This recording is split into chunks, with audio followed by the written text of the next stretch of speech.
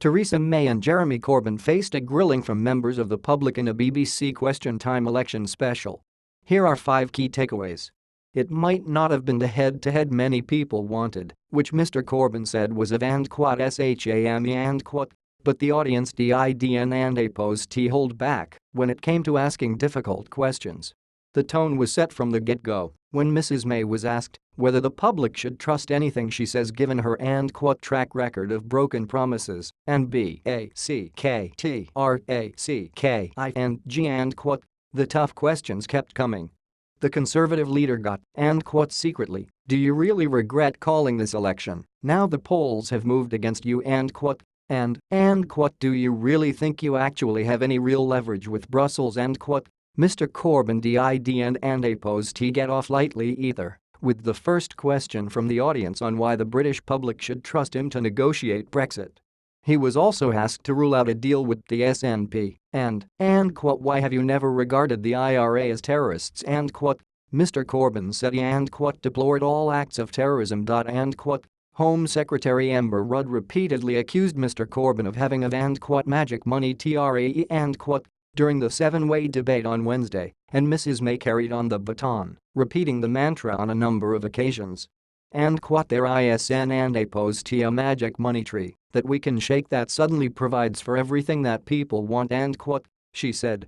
Mr. Corbyn was later asked if his manifesto was a letter to Santa Claus. Waving a hard copy about, the Labour leader said it of serious and realistic document that addressed the issues that many people faced. Mrs. May came under fire from a nurse, Victoria Davey, over the 1% cap on annual public sector pay rises, asking how was it that her 2009 pay slip reflected exactly what she earned today. Mrs. May said she recognized the job nurses did, but the Conservative Party had to take hard choices across the public sector. Another woman with mental health issues was close to tears as she spoke about being asked about suicide attempts during a work capability assessment. Mrs. May said she would make no excuses for the way she had been treated, and people with mental health issues had to be given more support at an early stage.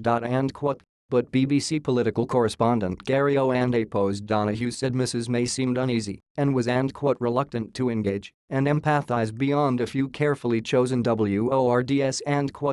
There was another awkward moment when an audience member asked Mrs. May if mental health funding was one of her SOUNDBITS. When asked about the NHS, she accused her of failing to differentiate between mental health and learning difficulties when speaking to a woman while on the campaign trail in Oxfordshire, but Mrs. May said the woman had spoken to her about both issues. The Labour leader, WHO made no secret of his long-held opposition to Trident despite agreeing to press ahead with renewal of the system, was repeatedly asked whether he would be prepared to push the button if the UK was under attack. After saying he thinks the idea of anyone ever using a nuclear weapon anywhere in the world is utterly appalling and terrible, he ruled out authorizing its first USE, but he declined to give a straight answer on whether he would use nuclear weapons in retaliation, with BBC anchor David Dimbleby accusing him of dodging the question. If we did use it, millions are going to die.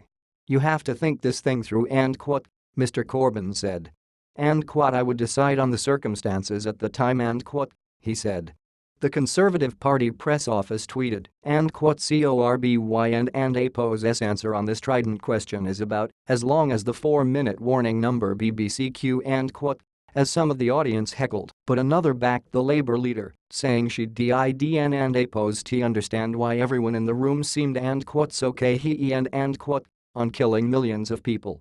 Foreign Secretary Boris Johnson called Labour's National Election Coordinator Andrew Gwynn of big GIRL SPLOUSE on Sky News shortly before the BBC debate began, apparently because Mr. Gwynn wanted them to make a joint appearance. The pair then proceeded to debate, but at WASN long before the two men appeared to somewhat bizarrely have their arms around each other's shoulders. They seemed to then fall forward before Mr. Gwynn said to Mr. Johnson, be a pillock. And the winner was the audience, according to pundits. Get news from the BBC in your inbox each weekday morning.